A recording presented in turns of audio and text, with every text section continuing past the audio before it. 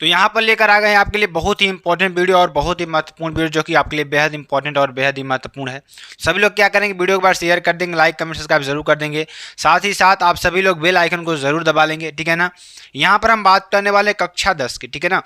अगर आप कक्षा 10 की तैयारी कर रहे हैं और हिंदी की तैयारी कर रहे हैं तो यह वीडियो आपके लिए बहुत ही इंपॉर्टेंट होने वाली है। आप सभी लोग क्या करेंगे, वीडियो को ज़्यादा से ज़्यादा शेयर करेंगे, ठीक है ना। यहाँ पर हम बात करने वाले हैं अति महत्वपूर्ण पद्यांश की बात करेंगे, जो कि आपके लिए बेहद इंपॉर्टेंट और बेहद ही महत्वपूर्ण है, ठीक है ना। और ऐसे पद्यांश में आपको बताऊंगा कि यह 95% है कि एग्ज़ाम में पूछे ही जाते हैं आपके एग्ज़ाम में, ठीक है ना। तो आपको इनको ज़रूर अच्छी तरीके से पढ़ना है और पूरी वीडियो को देखना है, क्योंकि यहाँ पर मैंने आपको बताया है कि ये सारी चीज़ों को कैसे आपको करना है। मतलब जो पद्यांश है, इसका प्रसंग कैसे लिखना है, इसका संदर्भ कैसे लिखना है और इसकी व्याख्या कैसे लिखना है, और काव्यगत सौंदर्य के बारे में भी बात करेंगे। सारी चीज़ों को यहाँ पर हम समझने वाले हैं, ठीक है ना। और एग्जाम में ये जो पद्यांश ना बहुत ज़्यादा पूछे जाते हैं, ठीक है ना। बहुत ज़्यादा एग्जाम में पूछे जाते हैं, इसलिए आपको क्या करना है, यहाँ पर इस पद्यांश को लिखना है और साथ ही साथ इसको याद भी कर लेना है आप लोगों को, ठीक है ना। चलिए ध्यान दीजिएगा, जो हमारा पद्यांश है क्या है, यहाँ पर देखिए क्या है हमारा पहला पद्यांश। और आप लोग क्या करेंगे, ध्यान दीजिएगा, अगर इसकी पीडीएफ की बात करें, पीडीएफ भी आपको मिलेगी। पीडीएफ कहाँ मिलेगी, पीडीएफ आपको मिलेगी NKK स्टडी। कहाँ पर, NKK स्टडी का जो ऑफिशियल टेलीग्राम चैनल है ना, वहाँ पे आपको इसकी पीडीएफ मिल जाएगी। नहीं तो आप लोग क्या करिएगा, NKK स्टडी व्हाट्सएप ग्रुप से भी आप जुड़ सकते हैं, तो वहाँ पर भी आपको इसकी पीडीएफ मिल जाएगी, तो आप वहाँ पर तैयारी भी कर सकते हैं, ठीक है ना। चलिए, उदित उदयगिरि मंच पर रघुबर बाल पतंग, बिकसे संत सरोज सब, हर्षे लोचन भृंग, ठीक है ना। तो ये आपके लिए क्या है, पद्यांश है। अगर इसकी हम बात करें तो इसका मतलब क्या होगा, इसको अच्छी तरीके से समझेंगे और अच्छी तरीके से हम आपको बताने वाले हैं, जो कि आपके लिए बेहद इंपॉर्टेंट और बेहद ही महत्वपूर्ण है, ठीक है ना। क्या कह रहा है, उदित उदयगिरि मंच पर रघुबर बाल पतंग, बिकसे संत सरोज सब, हर्षे लोचन भिंग, ठीक है ना। अब चलिए, अब इसमें देखिए क्या कह रहा है। अब प्रश्न कौन कौन से पूछे जाएंगे, प्रश्न की बात करेंगे तो प्रश्न में देखिए, प्रश्न की बात करेंगे तो इन काव्य पंक्तियों में बाल पतंग, ध्यान दीजिएगा, पहला प्रश्न यही है, प्रस्तुत काव्य पंक्तियों की संदर्भ सहित हिंदी में व्याख्या कीजिए। कह रहा है कि इसकी संदर्भ सहित व्याख्या कीजिए। उसके बाद काव्य सौंदर्य भी स्पष्ट कीजिए, ये आपसे पूछ रहा है, ठीक है ना। और जो कि आपके लिए बेहद इंपॉर्टेंट और बेहद ही महत्वपूर्ण है, ठीक है ना।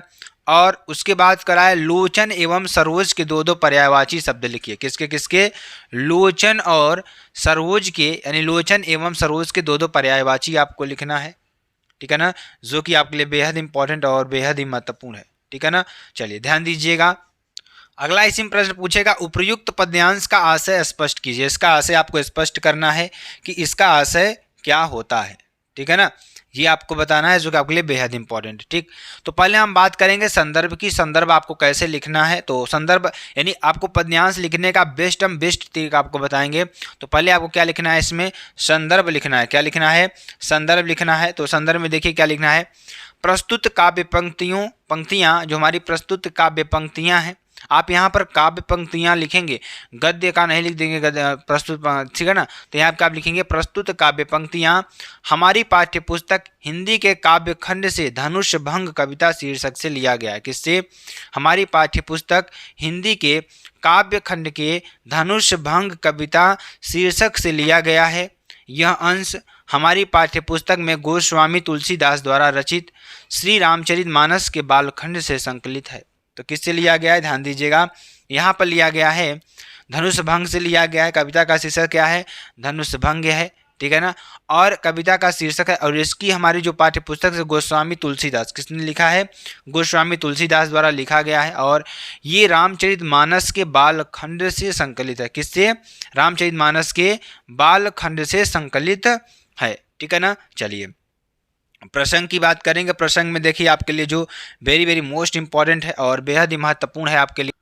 तो प्रसंग क्या है, ध्यान दीजिएगा, प्रसंग हमारे पास क्या है कि प्रस्तुत पद्य में धनुष भंग के लिए, क्या किसके लिए, धनुष भंग के लिए बने हुए मंच पर रामचंद्र जी के चढ़ने का वर्णन किया गया है। किसके, धनुष भंग, मतलब जब धनुष तोड़े जाते हैं ना, तोड़ने जाते हैं तो वहाँ पर मंच पर जब चढ़ते हैं ना, उसी की बात यहाँ पर कर रहा है। तो चलिए इसकी व्याख्या करते हैं, ध्यान दीजिएगा, व्याख्या करेंगे। तो श्री तुलसीदास जी कहते हैं, तुलसीदास जी क्या कहते हैं कि उदयाचल पर्वत के समान बने हुए विशाल मंच पर, जो मंच बना हुआ है किससे तुलना इसकी कर रहे हैं, इसकी तुलना कर रहे हैं उदयाचल पर्वत के समान, ठीक है ना, बने हुए विशाल मंच पर श्री रामचंद्र जी के रूप में बाल्य सूर्य के उदित होते ही, ठीक, सभी संत रूपी कमल खिल उठे और नेत्र रूपी भंवरे हर्षित उठे। आशय यह है कि श्री राम के मंच पर चढ़ते ही सभा में उपस्थित सभी सज्जन पुरुष अत्यधिक प्रसन्न हो गए। जैसे ही राम भगवान मंच पर चढ़े, वहाँ पर जितने भी लोग थे, जितने भी महान लोग थे, जितने भी साधु संत थे, सब लोग क्या हो गए, खुशी हो गए, हर्षित हो गए, ठीक है ना। यही बात यहाँ पर कर रहा है। चलिए आगे आपको बताते हैं। तो चलिए काव्य के सौंदर्य की बात करें। काव्य सौंदर्य क्या है यहाँ पर, चलिए ध्यान दीजिएगा। तो यहाँ पर मंच की विशालता, जो मंच की विशालता है यहाँ, उसके बारे में बताया गया है, ठीक है ना। यहाँ पर क्या बताया गया है, मंच की विशालता और श्री रामचंद्र जी के सौंदर्य का वर्णन किया गया है, ठीक है ना। अगर हम भाषा की बात करेंगे, भाषा यहाँ पर क्या है, अवधि भाषा है। अगर शैली की बात करें तो शैली आपको प्रबंध और चित्रात्मक शैली मिलेगी, मतलब आपको एक प्रबंध शैली मिलेगा और चित्रात्मक, उसके आप वो चित्र में भी पिरो सकते हैं, ऐसी शैली यहाँ पर, ऐसी रचना बनाई गई है, ठीक है ना।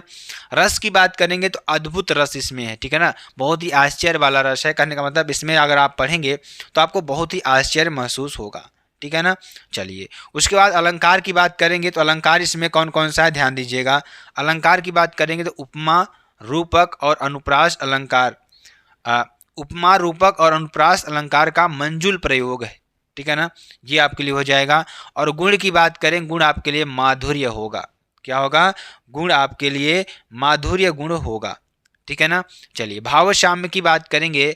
तो भावसाम्य में देखिए, कविवर बिहारी ने भी श्री कृष्ण के सौंदर्य का चित्रण करते हुए लिखा है कि मनो नील मणिशैल पर आतप पर यो प्रभात, यह भी आपके लिए लिख लेना अच्छी तरीके से। उसके बाद दूसरे नंबर की बात करेंगे। इन काव्य पंक्तियों में बाल पतंग प्रातःकालीन सूर्य को कहा गया है, बाल पतंग प्रातःकालीन सूर्य को कहा गया है, ठीक है ना। तो ये आपके लिए हो जाएगा। चलिए आगे आपको बताते हैं। अब देखिए इसमें जो शब्द दिया गया है पर्यायवाची, इसका आपको लिखना है। तो ध्यान दीजिएगा, लोचन का पर्यायवाची क्या हो जाएगा, लोचन मीन्स क्या होता है, आँख होता है, और चक्षु होता है, क्या होता है, चक्षु, ठीक है ना। और अगर सरोज की बात करें, सरोज का क्या होता है पर्यायवाची, कमल और वारिज, क्या होता है, कमल और वारिज किसका, सरोज का पर्यायवाची होता है, ठीक है ना। उपर्युक्त पद्यांश का आशय यह है कि श्री राम के मंच पर चढ़ते ही सभा में उपस्थित सभी सज्जन पुरुष अति प्रसन्न हो गए, ठीक है ना, क्या हो गए, अति प्रसन्न हो गए, जो कि आपके लिए बेहद इंपॉर्टेंट है, ठीक है ना। चलिए अगले हम पद्यांश की बात करेंगे, अगले पद्यांश की बात करेंगे जो कि आपके लिए बेहद इंपॉर्टेंट और बेहद ही महत्वपूर्ण है। यहाँ पर ध्यान दीजिएगा, जगत जनायो जिनि सकुल सो हरि जानियो नाहि, जो आँखिन सब देखिए आँखि न देखी जाहि, ठीक है ना। अब यहाँ पर क्या क्या प्रश्न पूछा जा रहा है आपसे कि प्रस्तुत दोहे की संदर्भ हिंदी में व्याख्या कीजिए तथा काव्य सौंदर्य की भी स्पष्ट कीजिए, ठीक है ना। और दूसरी पंक्ति में ध्यान दीजिएगा, यहाँ पर दूसरी पंक्ति में कवि क्या कहना चाहता है वो आपको बताना है। जगत आँखिन सब के तत्सम शब्द आपको लिखना है। उपयुक्त दोहे में किसका चित्रण किया गया है, ठीक है ना, ये तीसरा हो जाएगा और ये फोर्थ नंबर हो जाएगा, ठीक है ना। चलिए इसका आंसर देखते हैं।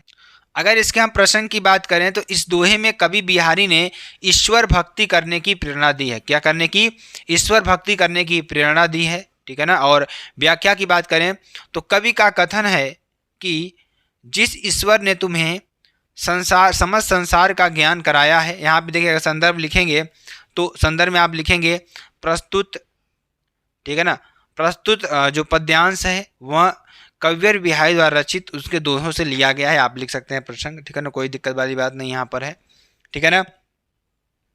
तो ध्यान दीजिएगा, यहाँ पर कवि का कथन है कि जिस ईश्वर ने तुम्हें समस्त संसार का ज्ञान कराया है उसी ईश्वर को तुम नहीं जान पाए। जैसे आँखों से सब कुछ देखा जा सकता है परंतु आँखें स्वयं अपने को नहीं देख सकती। अगर आप देखिए, आप जैसे आपके पास आँखें हैं, ठीक है ना, आप अपने आप को पूरी आँख से स्वयं नहीं देख सकते हो। कहने का मतलब कि ध्यान दीजिएगा, ठीक है ना, परंतु आंखों से आप पूरे समस्त संसार को देख सकते हो। ठीक है ना। काव्य का सौंदर्य की बात करेंगे तो भाषा, ब्रज भाषा, शैली, मुक्तक शैली। छंद की बात करेंगे दोहा। ठीक है ना। चलिए आगे देखते हैं। दूसरी पंक्ति में कवि यह कहना चाहता है कि आंखों से हम सब कुछ देख सकते लेते हैं, परंतु आंखें स्वयं अपने आप को नहीं देख पाती। अर्थात कहने का मतलब यह है कि जिस ईश्वर ने तुम्हें समस्त संसार का ज्ञान कराया है, उसी ईश्वर को तुम नहीं जान पाए। ठीक है ना। तो ये आपके लिए बेहद इंपॉर्टेंट और बेहद ही महत्वपूर्ण है। ठीक है ना। तो अगर आपको वीडियो पसंद आती है, आप चैनल को लाइक, शेयर, कमेंट, सब्सक्राइब जरूर कर सकते हैं मेरे प्यारे बच्चा लोग। फिर मिलते हैं नेक्स्ट वीडियो में नए टॉपिक के साथ। तब तक के लिए जय हिंद, जय भारत।